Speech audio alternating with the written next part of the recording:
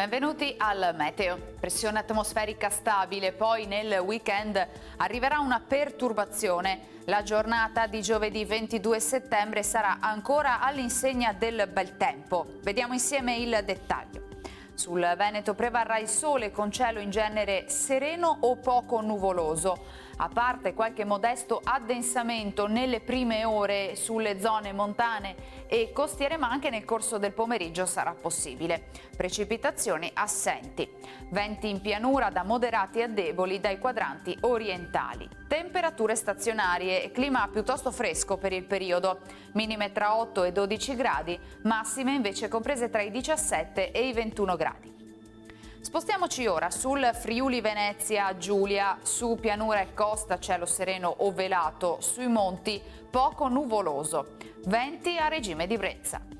Temperature minime sui 10-13 gradi, massime intorno ai 20-21 gradi.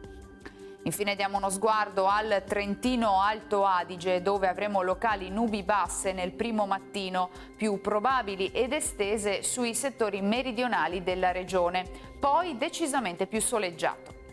Temperature minime intorno agli 8 gradi, massime sui 21 all'incirca. Dal Meteo di Antena 3 per ora è tutto, grazie per l'attenzione, arrivederci.